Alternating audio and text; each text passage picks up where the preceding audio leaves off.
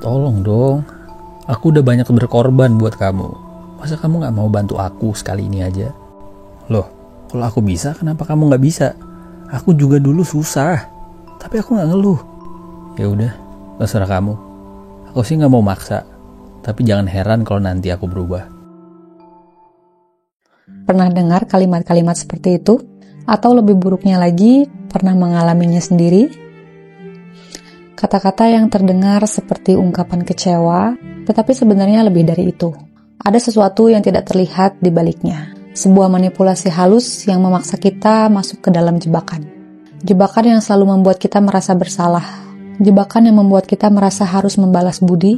Jebakan yang membuat kita merasa tidak punya pilihan lain. False dilemma atau dilema palsu adalah salah satu cara seseorang membatasi ruang gerak kita. Seakan-akan hanya ada dua pilihan dalam hubungan, membalas atau menjadi orang yang tidak tahu terima kasih. Padahal kenyataannya tidak sesederhana itu. Hidup bukan hanya tentang hitam dan putih. Hubungan bukan hanya soal membayar kembali kebaikan orang lain atau dianggap egois. Ada banyak alternatif yang tidak terlihat. Tapi kita dipaksa untuk percaya bahwa kita hanya punya dua opsi. Dan ketika kita mulai ragu, muncullah senjata berikutnya. Kalau bukan aku yang bantuin kamu dulu, kamu gak akan ada di posisi ini. Kamu tahu gak, aku udah berkorban banyak buat kamu. Kamu berubah ya, dulu gak gini. Guilt tripping, cara halus untuk membuat kita merasa bersalah. Seakan apa yang kita terima adalah utang yang harus kita bayar, bukan kebaikan yang diberikan dengan tulus. Yang lebih berbahaya, ini seringkali tidak disadari. Kita menerima perasaan bersalah tanpa bertanya, apakah benar kita berutang? Apakah benar kita harus selalu membalas? Apakah benar setiap hubungan harus dihitung seperti transaksi keuangan? Dan saat kita terperangkap dalam pola ini, kita mulai takut. Takut menerima kebaikan karena takut tidak bisa membalas. Takut mengatakan tidak karena takut dianggap tidak tahu diri. Dan takut menjadi diri sendiri karena takut tidak memenuhi ekspektasi orang lain. Padahal, hubungan yang sehat tidak bekerja seperti itu. Dalam psikologi, false dilemma adalah salah satu bentuk bias kognitif yang membuat kita percaya bahwa hanya ada dua pilihan. Padahal kenyataannya ada banyak alternatif lain.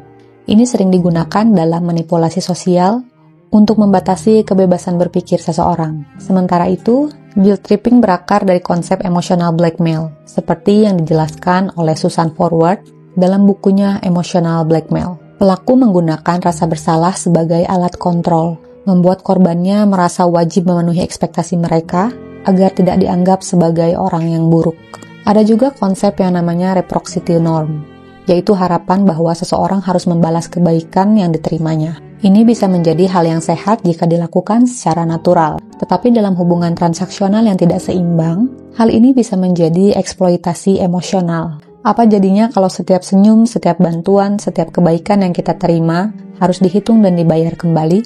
Apa jadinya kalau kita tidak bisa berkata tidak tanpa dihantui rasa bersalah? Manusia bukan angka, bukan saldo yang harus selalu seimbang, dan yang paling penting, bukan barang yang bisa ditukar. Jadi lain kali ketika seseorang mencoba menjebakmu dalam hubungan yang transaksional, dalam pilihan yang sempit, dalam rasa bersalah yang tidak seharusnya kamu tanggung, coba tanya dirimu sendiri, apakah ini hubungan atau hanya transaksi yang tersamarkan?